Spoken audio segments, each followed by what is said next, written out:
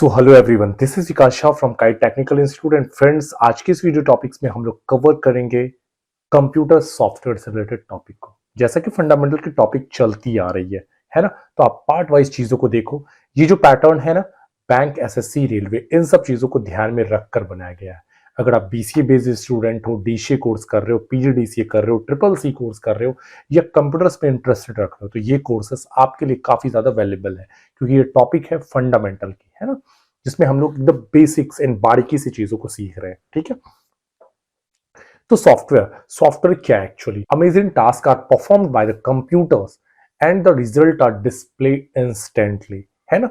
जब किसी पर्टिकुलर, किसी भी ऐसे खास काम को जो काफी इंटरेस्टिंग है, उस तरह के काम को कवर करने के लिए जो प्रोग्राम्स बनाया जाता है और उससे एक नया रिजल्ट प्रोड्यूस होता है, दैट इज कॉल्ड सॉफ्टवेयर, है ना। This is performed because the computer executes long string of instructions that were previously written by the programmers. अब देखो, ऐसी घटना क्यों घटती है अगर मैं बात बोलूं तो होता क्या है ना कि पहले से ही जो सॉफ्टवेयर डेवलपर्स होते हैं, जो प्रोग्रामर्स होते हैं, उसके द्वारा काफी सारी बड़ी बड़ी स्ट्रिंग्स, बड़ी बड़ी चीजें लिख दी जाती है।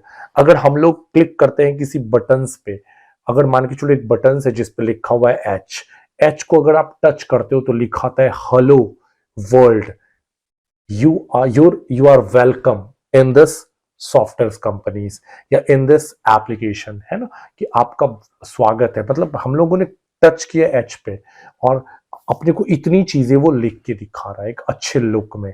तो मतलब उस एच बटन को ना एक बड़े से स्ट्रिंग से कनेक्ट करके रखा गया है। इसी तरह से होती है सॉफ्टवेयर, है ना। सो और ये सॉफ्टवेयर ये किसके द्वारा डेवलप किया जाता है? प्रोग्रामर्स, डेवलपर के द्वारा, सॉफ्टवेयर इंजीनियर्स के द्वारा। These list of instructions are called programs. और इसी तरह के जब लिस्ट्स, काफी सारे इंस्ट्रक्शंस एक साथ कनेक्ट हो जाते हैं तो उसको हम लोग कहते हैं प्रोग्राम्स, है ना। तो there are two types of software. दुनिया में दो तरह के सॉफ्टवेयर, एक सिस्टम सॉफ्टवेयर और एक होती है हमारी एप्लीकेशन सॉफ्टवेयर। क्लियर है? तो हम लोग चलते हैं, कंटिन्यू करते हैं सबसे पहले सिस्टम सॉफ्टवेयर की ओर। तो this software is design to operate, इस तरह के सॉफ्टवेयर को बनाया जाता है ऑपरेट करने के लिए, कंट्रोल करने के लिए, मेंटेन करने के लिए द कंप्यूटर हार्डवेयर। मतलब जो कंप्यूटर, जो सिस्टम्स के हार्डवेयर को मैनेज करे। जैसे मैं अगर बात बोलूं, कीबोर्ड को मैनेज करने के लिए जो सॉफ्टवेयर बनाया गया है वो है सिस्टम सॉफ्टवेयर। माउस को मैनेज करने के लिए जो सॉफ्टवेयर बनाया गया है वो है सिस्टम सॉफ्टवेयर, है ना। आपकी मॉनिटर डिवाइस को मैनेज करने के लिए जो सॉफ्टवेयर बनाया गया है वो है सिस्टम सॉफ्टवेयर। साउंड को मैनेज करने के लिए जो सॉफ्टवेयर बनाया गया है वो सिस्टम सॉफ्टवेयर। मतलब हमारे कंप्यूटर्स में ये सब मशीन्स लगी हुई है। मतलब मशीन्स को मैनेज करने के लिए, मशीन्स को ड्राइव करने के लिए जो सॉफ्टवेयर बनाई जाती है उसको हम लोग कहते हैं सिस्टम सॉफ्टवेयर, है ना। इसके अंदर इंक्लूड से ऑपरेटिंग सिस्टम्स। ऑपरेटिंग सिस्टम्स आप समझ रहे हो, जैसे विंडोज है, एंड्रॉयड है। उसी तरह से डिवाइस ड्राइवर्स, यूटिलिटी प्रोग्राम्स और प्रोग्रामिंग लैंग्वेज। मतलब इस तरह के सॉफ्टवेयर के अंदर इंक्लूड से हमारे पास operating systems, device drivers, utility programs और प्रोग्रामिंग लैंग्वेजेस। अब जैसे सिस्टम सॉफ्टवेयर को थोड़ा और डीपली हम लोग कवर करते हैं। इसके अंदर जो आती है सिस्टम सॉफ्टवेयर के अंदर, वो आती है ऑपरेटिंग सिस्टम। अब देखो, ऑपरेटिंग सिस्टम्स ना मल्टीपल ऑफ इंस्ट्रक्शन से बन के होती है। अगर हम लोग बात कर ले विंडोज की, है ना, अगर हम लोग बात कर ले एंड्रॉयड की, लिनक्स की, एप्पल मैकिंटोश की, तो आप एक चीज देखोगे ना, सारे सॉफ्टवेयर के अंदर कुछ ना कुछ, मतलब पूरी की पूरी गतिविधि सेट है।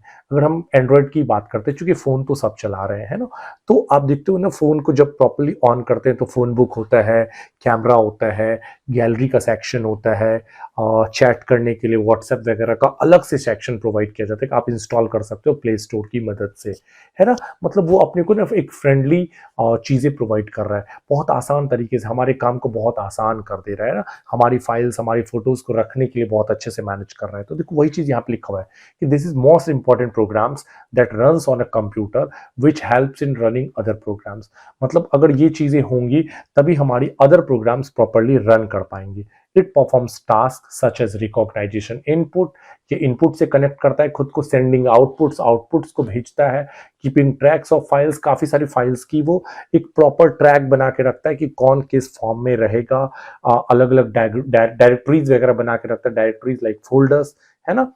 और इस तरह की पूरी जो अलग अलग डिवाइसेस होती है, हम लोग अगर मोबाइल्स में कैमरे को टच करते हैं तो कैमरा पीछे से खुल जाता है, टॉर्च को टच करते हैं तो टॉर्च बल्ब जलने लगता है ना। तो ये सारी चीजें, और ये कंप्यूटर्स, मैं फोन के बारे में बता रहा हूँ, एज इट इज कंप्यूटर्स में भी वही होता है कि हम लोग माउस को टच करते हैं तो माउस रन करने लगा, है ना, कि हम लोग कीबोर्ड को टच करते हैं तो कीबोर्ड सेक्शन काम करने लगता है। तो एज इट इज हमारे कंप्यूटर्स में भी और हमारे फोन्स में भी मशीन्स को मैनेज करने के लिए सारी सॉफ्टवेयर का एक प्रॉपर कॉम्बिनेशन होता है ना। और इसके अंदर काफी सारी सिक्योरिटी फीचर्स भी होती है जो हमारी सिस्टम्स को ना अदर वायरसेस वगैरह से भी बचाती है ना, उन सब चीजों से भी केयर करती है। तो ये सब जो कॉम्बिनेशन देखते हो ना, काफी सारे सॉफ्टवेयर का जो हमारे सिस्टम्स को मैनेज कर रही है, हमें प्रॉपर सिक्योरिटी प्रोवाइड कर रही है, और हमारे जो सेक्शन है ना उसको काफी फ्रेंडली रिलेशन में कन्वर्ट कर रही है कि हम लोग इसके साथ धीरे धीरे फ्रेंडली होते जा रहे हैं। इन सबको बोला जाता है ऑपरेटिंग सिस्टम। मतलब हमारी फोन, हमारे कंप्यूटर्स को मैनेज करने के लिए जो सिस्टम तैयार की जाती है उसको कहते हैं हम लोग ऑपरेटिंग सिस्टम।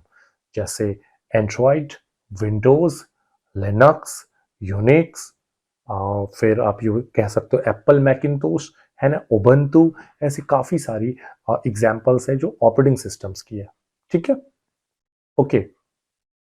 उसी तरह से आते हैं device drivers. Device drivers are software या program that allow computer hardware to communicate with the operating system and other software on a computer. Device drivers एक ऐसे ड्राइवर्स होती है ना जो कंप्यूटर हार्डवेयर को कम्युनिकेट कराती है ऑपरेटिंग सिस्टम से। अगर हम लोग प्रिंटर खरीद के लेके आते हैं तो आप प्रिंटर लगा दो, काम नहीं करेगा, आपको ना सबसे पहले डिवाइस ड्राइवर इंस्टॉल करना होता है। वो सीडी आती है या आप इंटरनेट से डाउनलोड करो। अगर मेरे पास L800 L805 की एक प्रिंटर है तो हम लोग वो प्रिंटर की सीरीज को सर्च करते हैं गूगल पे, उससे रिलेटेड अपने को एक सॉफ्टवेयर मिलती है। वो सॉफ्टवेयर इंस्टॉल करने के बाद ही हमारा कंप्यूटर उस सिस्टम्स को समझ पाता है। मतलब वो जो सॉफ्टवेयर आपने डाउनलोड किया ना वो एक्चुअल में सॉफ्टवेयर नहीं, वो ड्राइवर है। वो उस प्रिंटर को कनेक्ट कर रहा है आपके कंप्यूटर से, दोस्ती करा रहा है। जब तक दोस्ती नहीं होगा समझ नहीं आऊंगा। मतलब ऐसे काफी चीजों के लिए आप अपने सिस्टम में ग्राफिक कार्ड वगैरह लगाते हो गेम खेलने के लिए, तो उसके लिए भी ड्राइवर होती है, एनवीडिया वगैरह की ड्राइवर्स होती है ना। तो सबके लिए कोई भी आप हार्डवेयर बाहर से लेके आओगे, अगर हम लोग ये माइक यूज कर रहे हैं तो माइक के लिए भी हमें ड्राइवर को इंस्टॉल करना जरूरी है, तभी ये माइक को प्रॉपरली हमारा कंप्यूटर पकड़ पा रहा है, समझ पा रहा है ना। तो हार्डवेयर, तो इस तरह की चीजें, मतलब इस तरह का कम्युनिकेशन कौन करता है, हमारे ऑपरेटिंग सिस्टम्स करते हैं। और ऑपरेटिंग सिस्टम्स की कनेक्टिविटी कंप्यूटर हार्डवेयर और कंप्यूटर सॉफ्टवेयर से होती है ना, कि जो हार्डवेयर है वो सॉफ्टवेयर को एक दूसरे को कनेक्ट करता है और फिर चीजें स्मूथली काम करने लगता है। ठीक है, उसी तरह से आती है अपने पास application software. So application software is a set of program created to perform particular task. Application software वो एरिया होता है ना जहां पे यूजर एक्चुअली वर्क करता है। देखो, सिस्टम सॉफ्टवेयर की जरूरत होती है सिस्टम्स को, मशीन को, बट जिस सॉफ्टवेयर की जरूरत होती है हम लोगों को, उस सॉफ्टवेयर को कहते हैं हम लोग एप्लीकेशन सॉफ्टवेयर। मतलब हम लोगों की जरूरत वाली सॉफ्टवेयर कौन सी हुई, एप्लीकेशन। जैसे Microsoft Word, Microsoft Excel, Tally Prime, Photoshop, Page Maker, Corel Draw, है ना। ऐसे मल्टीपल ऑफ चीजें जिसकी जरूरत अपने को है। मोबाइल की बात करें तो व्हाट्सएप की जरूरत फोन को नहीं है, हमारे मोबाइल को नहीं, व्हाट्सएप की जरूरत अब हमें है। इंस्टाग्राम की जरूरत अपने को है, फेसबुक की जरूरत अपने को है, वो जो यूट्यूब देखना हमें देखना है यूट्यूब, हमारा फोन यूट्यूब नहीं देख रहा है ना। तो जिसको फोन की जरूरत है वो सिस्टम सॉफ्टवेयर, और जिसकी जरूरत अपने को है उसको एप्लीकेशन सॉफ्टवेयर। तो बेसिक्स कुछ लैंग्वेज में आप समझने की कोशिश करोगे तो धीरे धीरे आइडियाज आपको लगना स्टार्ट हो जाएगा, है ना। अब इसी से रिलेटेड एक प्रोग्राम्स आते हैं जिसको हम लोग कहते हैं यूटिलिटी प्रोग्राम्स, है ना। तो utility programs are programmed written for task related to the maintenance of computer, है ना। यूटिलिटी प्रोग्राम्स एक ऐसा प्रोग्राम होता है जो हमारे कंप्यूटर्स को मेंटेन करने के लिए बनाया जाता है ना।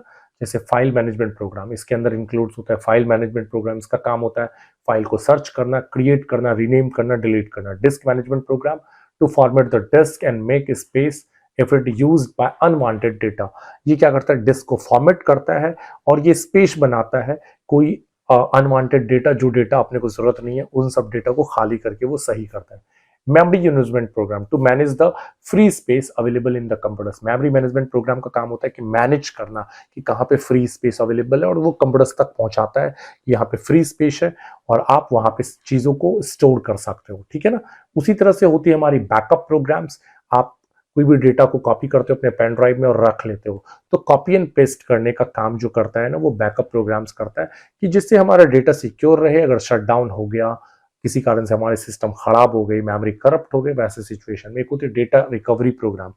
अगर डेटा आपका किसी कारण से फॉर्मेट हो जाता है, डिलीट हो जाता है, तो आप उसको भी रिकवर कर सकते हो। डिलीट फॉर्मेटेड डेटा को भी पेन ड्राइव या चिप से या आप अपने हार्ड ड्राइव से रिकवर कर सकते हो। ऐसे काफी सारी सॉफ्टवेयर आती है, जैसे रिकोवा है, एज डेटा रिकवरी है। ऐसी कुछ कुछ सॉफ्टवेयर आती है मार्केट में जिसके थ्रू आप इन चीजों को मैनेज कर सकते हो। उसी तरह से डेटा कंप्रेशन प्रोग्राम, मतलब बड़े बड़े डेटा को आप छोटा कर सकते हो, है ना। कंप्रेस करना, अगर बड़ा कपड़ा है उसे हम लोग मोड़ के छोटा कर लेते हैं, तो एज इट इज बड़ी फाइल्स है उसको आप कंप्रेस करके छोटा कर सकते हो। तो उसके लिए भी प्रोग्राम्स आती है, डेटा कंप्रेशन प्रोग्राम। जैसे आपने विनरार या 7-zip वगैरह इस तरह की फाइल्स के बारे में सुना होगा कैजुअली, ठीक है ना। जैसे जैसे हम लोग चीज़ों को सीखेंगे डीपली, तो चीज़ें हम लोग इन सब चीज़ों से भी आपको फ्रेंडली करते चले जाएंगे कि ऐसे ये सब काम करता है। एक होती है हमारी एंटीवायरस प्रोग्राम, तो to keep the system free from viruses, और इसका काम होता है कि हमारे कंप्यूटर्स को वायरस से फ्री रखना है। हमारा कंप्यूटर्स अगर किसी कारण से करप्ट हो रहा है तो उन सब चीज़ों को प्रॉपरली मैनेज करना, ये एंटीवायरस प्रोग्राम्स का काम होता है, ठीक है। तो ये सब से मिलकर हमारी यूटिलिटी प्रोग्राम्स बनी होती है कंप्यूटर सॉफ्टवेयर के अंदर। तो आई थिंक आप कंप्यूटर सॉफ्टवेयर की ना ये टॉपिक समझ में आई होंगे, ठीक है। सो फ्रेंड्स, अभी जो हम लोग टॉपिक में कवर करने जा रहे हैं वो है हिस्ट्री ऑफ कंप्यूटर, है ना, कंप्यूटर्स की हिस्ट्री, जिसमें the discovery of numbers may be considered as the greatest achievement of mankind. It led to the development of all kinds of calculating device, है ना। जब नंबर का आविष्कार हुआ ना, तो ये इंसान के लिए सबसे बड़ा अचीवमेंट था, है ना। ये बहुत बड़ी डेवलपमेंट थी कि दुनिया कैलकुलेट करने के लिए सीख लिया, है ना। और जिसमें abacus was the first calculating device, abacus को फर्स्ट कैलकुलेटिंग डिवाइस में रखा गया है। आपने बचपन में इस तरह का सेक्शन देखा होगा, हमारी ना स्लेट वगैरह में लगी होती है, जिससे हम लोग ना प्रॉपरली काउंट कर सकते थे। अगर अपने को 2+1 जोड़ना है तो हम लोग इधर से एक स्ट्रिंग को निकालते थे, ठीक है ना, और फिर हम लोग यहाँ से क्या करते थे, एक एक बीट्स, सॉरी ये स्ट्रिंग से ना हम लोग एक एक बीट्स को निकालते थे, छोटी छोटी जो ये दाना है जो एक, फिर अपने को नीचे 2 जोड़ना है तो यहाँ से हम लोग 2 बीट्स को निकालते थे, फिर हम लोग जोड़ते थे 1+2, तो 1 2 3 3। तो इस लॉजिक्स पे ना हमारी एबाकस काम करते थे। Abacus this was the first manual calculating device. इसको आप कह सकते हो कि मैनुअल कैलकुलेटिंग डिवाइस थी, ये ऑटोमेटिक कैलकुलेट नहीं करती थी, manual calculating device developed in China, जिनका आविष्कार चाइना में किया गया 2000 बीसी में, 2000 बिफोर क्राइस्ट, है ना, ईसा पूर्व, जिसको हम लोग हिंदी में कहते हैं। Abacus is a frame, abacus एक फ्रेम था विद बीड्स स्ट्रंग ऑन वायर और रॉड, जो काफी सारे मोतियों का, काफी सारे दाने का, और जो हमारी रॉड, कोई रॉड या किसी वायर में ना कनेक्ट हुआ करता था। Arithmetic calculation are performed by the manipulating the beads, और इसमें अर्थमेटिक कैलकुलेशन मतलब जो मैथमेटिक्स की कैलकुलेशन थी ना, वो कैसे किया जाता था, बीड्स को मैनिपुलेट करके। जैसे अभी मैंने बताया ना, 1+2, इसको मैनिपुलेट करके आप लोगों ने कैलकुलेट किया कि ये 3 हो रहा है। अगर ये येलो वाले को भी सेक्शन को ऐड करते तो अपने लोग को पता चला कि टोटल 6 हुआ, है ना। तो इस तरह के बीट्स के जरिए अपन लोग कैलकुलेट करते थे। Abacus could perform simple addition and subtraction, और ये केवल सिंपल एडिशन और सब्ट्रैक्शन ही कवर कर सकता था, है ना। इसके बाद आई पास्कल्स कैलकुलेटिंग मशीन। आपने सुना होगा कैलकुलेटर के निर्माण करता ब्लेज पास्कल, है ना। कैलकुलेटर के निर्माण करता कौन थे, ब्लेज पास्कल, है ना, बी पास्कल, ऐसे हम लोग पढ़ते आ रहे हैं इस तरह की बुक्स वगैरह में। तो the first mechanical calculating machine is in 1642, 1642 ईस्वी में ना फर्स्ट मैकेनिकल कैलकुलेटिंग डिवाइस बनाया गया। The credit goes to great French mathematician Blaise Pascal, और ये क्रेडिट जाता है किनको, एक फ्रेंच के मैथमेटिशियन ब्लेज पास्कल को। This machine was first calculating device in the right sense and was able to add and subtract fully, मतलब अगर सही मायने में देखा जाए तो ये फर्स्ट कैलकुलेटिंग डिवाइस थी, ठीक है ना। और ये केवल ना जोड़ और घटाव कर सकते थे, लेकिन 50 साल बाद इसको फिर से बनाया गया। बनाने वाला कोई और था, कौन, 1694 ईस्वी में गॉटफ्रेड वॉन लेबनिट्ज के जरिए ना इस मशीन्स को और अच्छे से इंप्रूव किया गया, है ना, पास्कल्स के इन्वेंशंस को। और इस मशीन में जब इंप्रूव किया गया ना 50 साल बाद गॉटफ्रेड वॉन लेबनिट्ज के जरिए, तो वो मशीन फिर से add, subtract, multiply, divide, extract, square root, मतलब ये सारी चीजें करना स्टार्ट कर दिया। ये वर्गमूल, स्क्वायर रूट, जोड़ घटाव गुना भाग, सारी चीजें करना स्टार्ट कर दिया। लेकिन अबाउट 50 ईयर्स बाद, जिनका नाम था गॉटफ्रेड वॉन लेibniz, तो मतलब पास्कल्स ने कैलकुलेटर बनाया जो केवल जोड़ और घटाव कर सकता था। लेकिन गॉटफ्रेड वॉन लेibniz ने इस कैलकुलेटर को ना रिफॉर्म करके जोड़ घटाव गुना भाग और स्क्वायर रूट जैसे चीजों को कवर करने लायक बना दिया, है ना। सो अगली जो टॉपिक है ना हम लोग कंटिन्यू कर रहे हैं वो है हॉलरिथ मशीन। सो आप देख रहे हो ना यहाँ पे हमारी एक और टैबुलेटिंग मशीन है, एक और कैलकुलेटिंग मशीन है जिसका नाम था हॉलरिथ मशीन। ये हरमन हॉलरिथ के जरिए डेवलप किया गया एक मशीन था, है ना। The most important breakthrough at this time was the development of electromechanical punched card equipments developed by Dr. Herman Hollerith in 1887 in USA। ये जो एक काफी ज्यादा मतलब ब्रेक थ्रू पॉइंट आया 1887 ईस्वी में जब हॉलरिथ मशीन्स का निर्माण किया गया। ये पंच कार्ड इक्विपमेंट्स के बेसिस पे बनाया गया था। इस ईयर मतलब in this year 1896 Hollerith established his own company named as Tabulating Machine Company. मतलब इन्होंने अपना एक कंपनी जनरेट किया और अपना एक कंपनी को इस्टेब्लिश किया जिसका नाम इन्होंने रखा टीएमसी। बाद में यही कंपनी को ना इनकॉर्पोरेट करके इंटरनेशनली बिजनेस इनकॉर्पोरेट करके इनका नाम रख दिया गया international business machine, generally IBM. IBM के बारे में आप लोगों ने सुना होगा कि यही टीएमसी कंपनी मतलब जो टेबुलेटिंग मशीन कंपनी थी ना, यही कंपनी को फिर से रिफॉर्म करके इसको रीनेम करके इनका नाम रख दिया गया IBM, international business machine corporation, है ना, which is the largest computer manufacturing in the world today.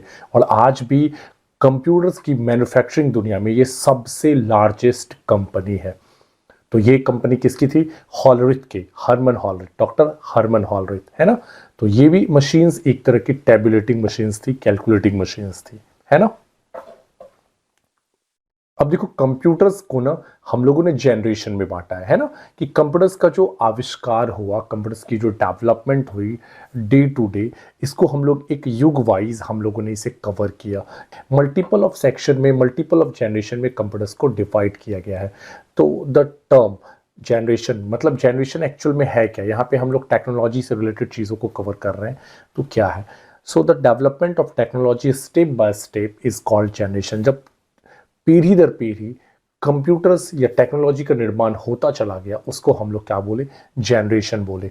The growth of computer after second world war, computers का निर्माण ना सेकेंड वर्ल्ड वॉर के बाद काफ़ी तेजी से स्टार्ट हो गया, है ना। और इस जो सेक्शन है, इस पूरी टॉपिक को हम लोगों ने 5 जनरेशन में डिवाइड किया है ना, कि कंप्यूटर्स की जो निर्माण हुई ना, जनरली जो आज हम लोग देख रहे हैं कि कंप्यूटर्स हमारे पैकेट में आ चुका है, तो बेसिकली इसकी डेवलपमेंट किस बेसिस पे हुई, तो इसको हम लोग एज अ युग wise, as a stage wise सीखेंगे, है ना। तो यहाँ पे हमारी सबसे फर्स्ट जनरेशन की जो कंप्यूटर्स थी ना, वो कुछ इस प्रकार थी। आप देख रहे हो यहाँ पे मैंने एक फोटोज के थ्रू इसको इंडिकेट किया गया है।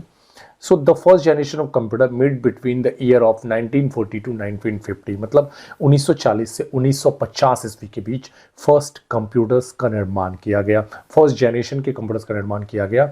इसमें वैक्यूम ट्यूब का यूज़ किया गया था मेन इलेक्ट्रॉनिक कंपोनेंट्स के रूप में, और मैग्नेटिक टेप्स का यूज़ किया गया था, और ड्रम का यूज़ किया गया था मेमोरी स्टोरेज के रूप में। These large machine which could take up entire room were programmed using machine language were extremely slow by today's standard। ये कंप्यूटर्स जो था ना काफ़ी ज़्यादा बड़ा कंप्यूटर्स था। अप्रॉक्सीमेटली मैं अगर बोलूँ तो 800 स्क्वायर फीट, या आप बड़े बड़े 2 बेडरूम साइज आप देख लो, मतलब 800 स्क्वायर फीट या 2 बेडरूम साइज में इस कंप्यूटर्स को ना डेवलप किया गया था। इतनी बड़ी कंप्यूटर्स थी, और इतना मतलब इन्वेस्टमेंट के बाद भी, इतनी बड़ी कंप्यूटर्स होने के बाद भी आज की कंप्यूटर्स की अपेक्षा काफ़ी ज़्यादा स्लो था। The only input and output device available were paper tape and punched card. उस समय पे ना केवल इसमें इनपुट और आउटपुट डिवाइस लगी हुई होती थी, ठीक है ना, और पंच कार्ड या पेपर टेप, मतलब जो आंसरिंग वगैरह हो रहा था ना, वो कार्ड के थ्रू आंसर्स आउटपुट होता था, है ना। Around 100 different vacuum tubes were use to produce this computers. इसमें लगभग 100 अलग अलग वैक्यूम ट्यूब का यूज किया गया था इस कंप्यूटर्स को बनाने में, इंक्लूडिंग द यूनिवेक। अब इस कंप्यूटर्स का एक एग्जांपल्स दिया गया है कि उस समय में कंप्यूटर्स का क्या नाम रखा गया था। यूनिवेक 1, UNIV का मतलब हो गया universal, A for automatic, C for calculator या कंप्यूटर आप बोल सकते हो।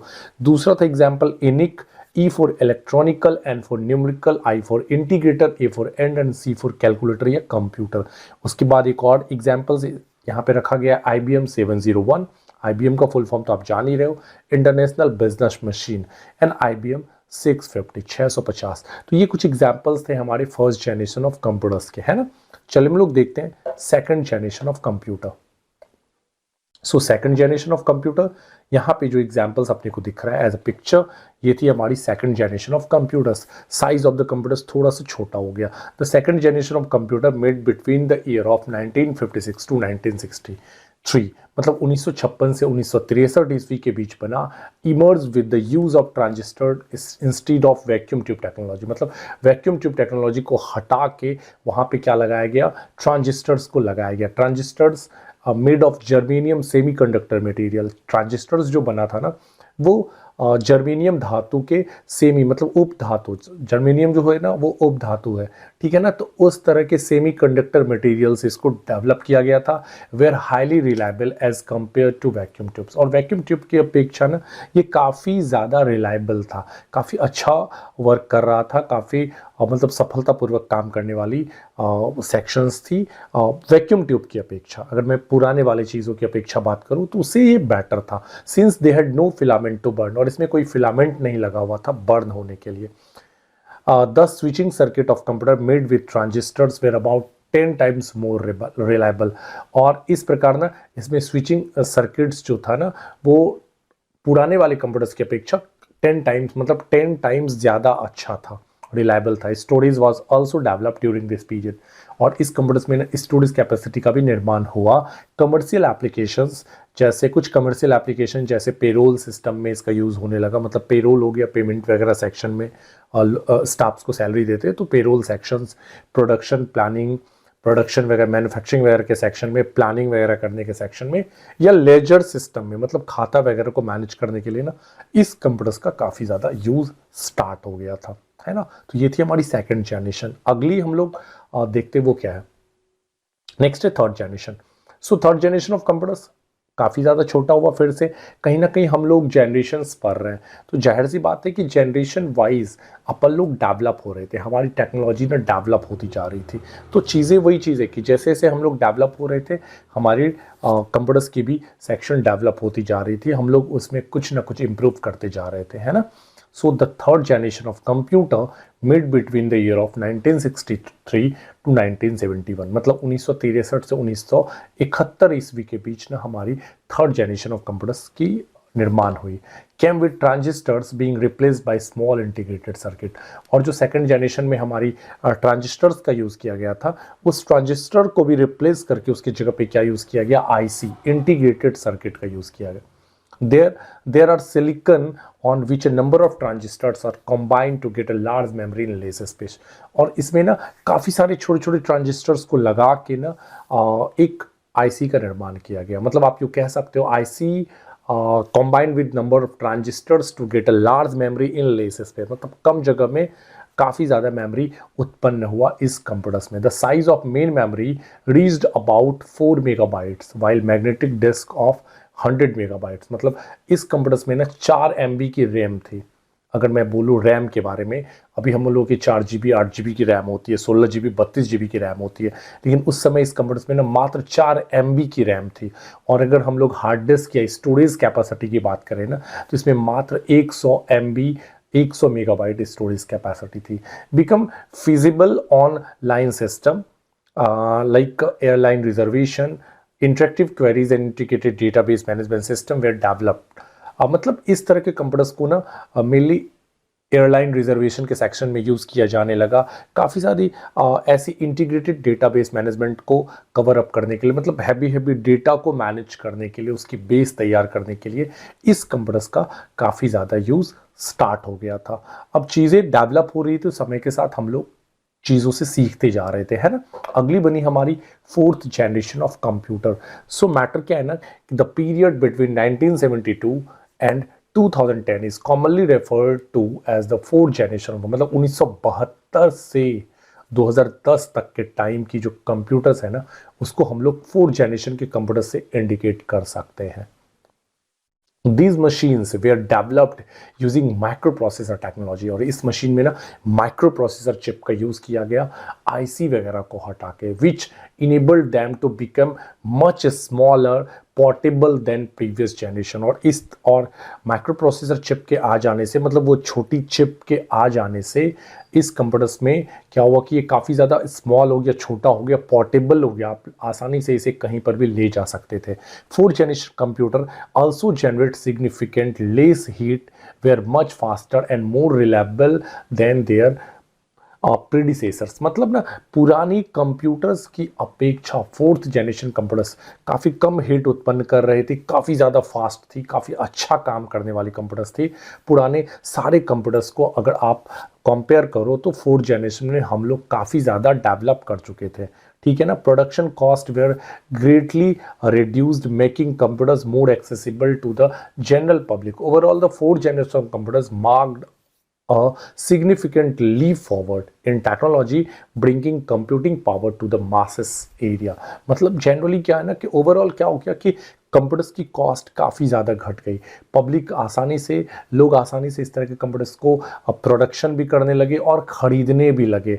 आप यूँ कह सकते हो कि ये काफ़ी ज़्यादा एक लीप फॉरवर्ड था इस दुनिया में।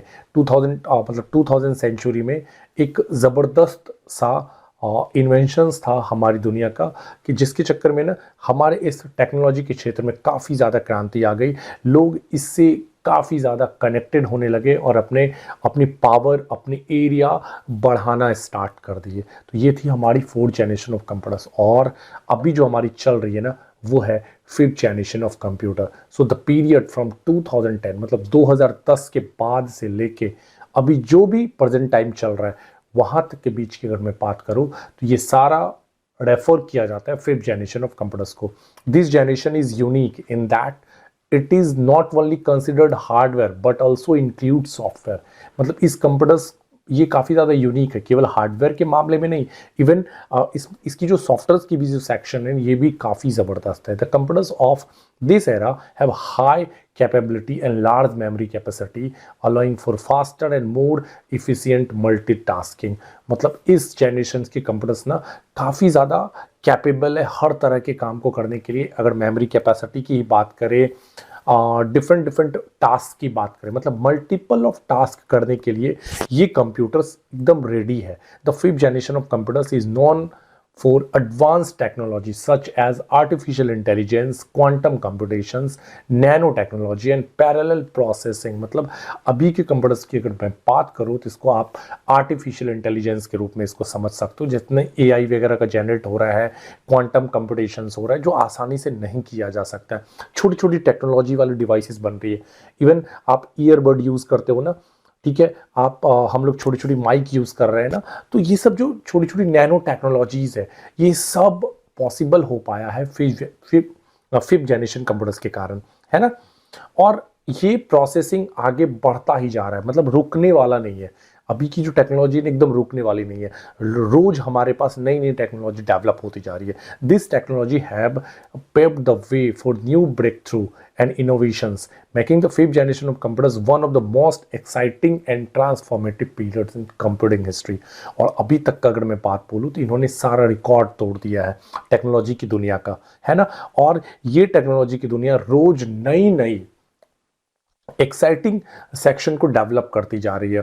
और आने वाले अभी तक के कंप्यूटर हिस्ट्री या पुराने कंप्यूटर हिस्ट्री की दुनिया में ये सबसे ज़्यादा ग्रेट मतलब इन्वेंशन है कंप्यूटर्स की दुनिया का, वो है फिफ्थ जनरेशन। तो आई थिंक आपको ये टॉपिक हिस्ट्री ऑफ कंप्यूटर समझ में आया होगा, ठीक है।